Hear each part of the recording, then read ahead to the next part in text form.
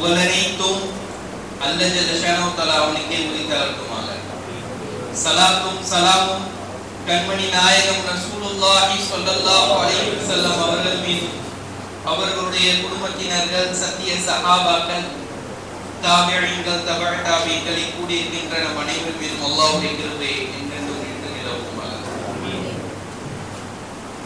அல்லாஹ்வின் மாபெரும் கிருபையினால்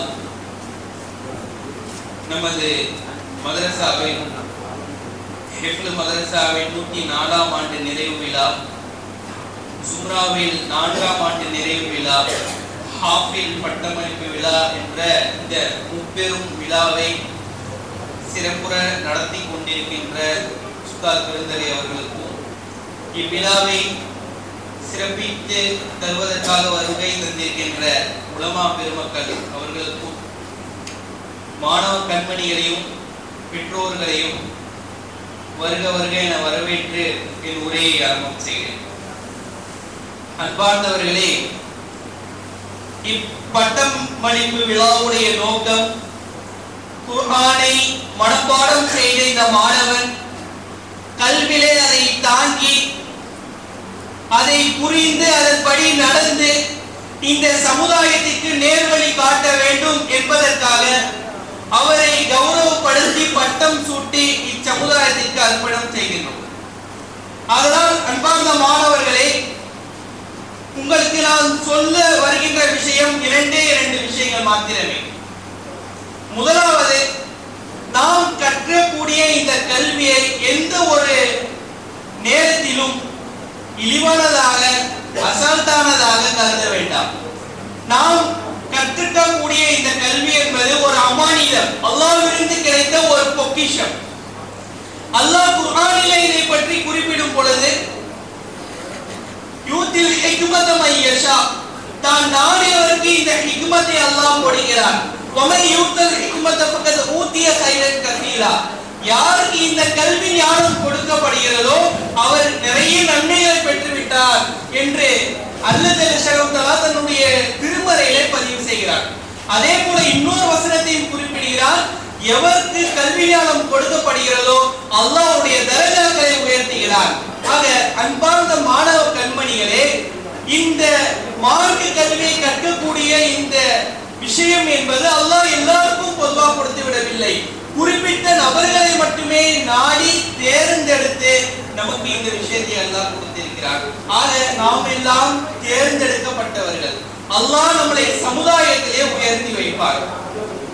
அல்லாஹ் யாருக்கு இந்த கல்வியை நாடுவான் என்பது தெரியாது. ஆனால் யாருக்கு நாடி விட்டானோ அல்லாஹ் அவர்களுக்கு நிறைய கைதுகளை இந்த துன்யாவிலேயும் ஆகிரத்திலும் வைத்திருக்கிறார். சுலைல் இப்னு உய்யால் ரஹ்மத்துல்லாஹி அலைஹி மிகப்பெரிய இறைநேசர். ஆனால் அவர்களுடைய ஆரம்ப காலகட்டம் ஒரு கொள்ளை கூட்ட தலைவராக இருந்தார்கள். பகதாது நகரத்திலும் அதன் சுற்றுவட்டார பகுதிகளிலும் ஒரு திருடக்கூடிய, கொள்ளையடிக்கக்கூடிய ஒரு நபராக இருந்தார்கள். அப்படி இருக்கின்ற பட்சத்திலே ஒரு வீட்டை அவர்கள் கிராஸ் செய்து போகிறார்கள். கடந்து போகும் பொழுது அந்த வீட்டிலே ஒரு சிறுமி குர்ஆன் ஓதிக்கொண்டிருந்தார். அந்த குர்ஆன் ஓதிக்கொண்டிருக்கும் பொழுது அவர்கள் ஒரு ஆயத்தை கேட்கிறார்கள். அலம் யக்னில் இல்லதீன ஆமனு அன் தக்ஷா குலூபுஹும் லிதிக்ரில்லாஹ், அல்லாஹ்வுடைய திக்ரால் ஈமான் கொண்டவர்களுடைய உள்ளங்கள் அஞ்ச வேண்டாமா என்ற ஒரு இறை வசனம். இந்த வசனத்தை கேட்டவுடன் அவர்களுடைய உள்ளம் மாறுகிறது. இதற்கு முன்பாக அவர்கள் என்னென்னலாம் தவறு செய்தார்களோ அந்த தவறுகள் எல்லாத்தையும் நினைத்து வருந்துகிறார்கள், அல்லாஹ்விடத்தில் பாவ மன்னிப்பு தேடுகிறார்கள். அதன் பின்னர் மக்காவிலே சென்று ஹரமிலே தங்கி மார்க்க கல்வியை படிக்கிறார்கள். பின்னொரு காலத்திலே அக்கல்வியில் மாமேதியாக திகழ்ந்து மிகப்பெரிய இமாமுல் ஹரமை என்று போற்றப்படுகின்ற அளவுக்கு மிக பெரிய அந்தஸ்திற்கு வந்தார்கள். மிகப்பெரிய அந்தஸ்துக்கும் அதே வேளை இறை நேசராகவும் சுலைல் இப்னு உய்யால் ரஹ்மத்துல்லாஹி. ஆக அல்லாஹ் தன்னுடைய கல்வியை கொடுப்பதற்கு யாரை நாடி இருக்கிறான் என்பது அவனுக்கு மட்டுமே அறிந்த விஷயம். எனவே நாம் எல்லாம் தேர்ந்தெடுக்கப்பட்ட ஒரு நபர்கள், மார்க்க கல்விக்கு தேர்ந்தெடுக்கப்பட்ட நபர்கள். எனவே நாம் அந்த கல்வியுடைய மாண்பை புரிந்து ஓத வேண்டும். அதே போல இரண்டாவதான ஒரு விஷயம், நம்மளுடைய சொல், செயல், சிந்தனைகள் எல்லாம் தெளிவானதாகவும் நேர்த்தியானதாகவும் இருக்க வேண்டும். நாம் எப்பொழுது ஓதுவதற்காக மதரசாவிற்கு வந்துவிட்டோமோ, வந்ததில் இருந்து மௌத் வரை இந்த சமுதாயத்தால் நாம் கண்காணிக்கப்பட்டு கொண்டே இருக்கிறோம். எனவே நம்மளுடைய சிந்தனைகள் தெளிவாகவும் நம்மளுடைய செயல்பாடுகள் ஆணித்தரமானதாகவும் இருக்க வேண்டும். நாம் அப்படி இருக்கும் பொழுது இந்த சமுதாயம் கண்டிப்பாக நம்மளை பின்பற்றக்கூடியதாக இருக்கும். ஒரு முறை அபூ ஹனீஃபா ரஹ்மத்துல்லாஹி அலைஹி அவர்கள் ரோட்டிலே நடந்து சென்று கொண்டிருக்கிறார்கள். ஒரு சிறுவன் சகதியில விளையாண்டு இருக்கிறான்.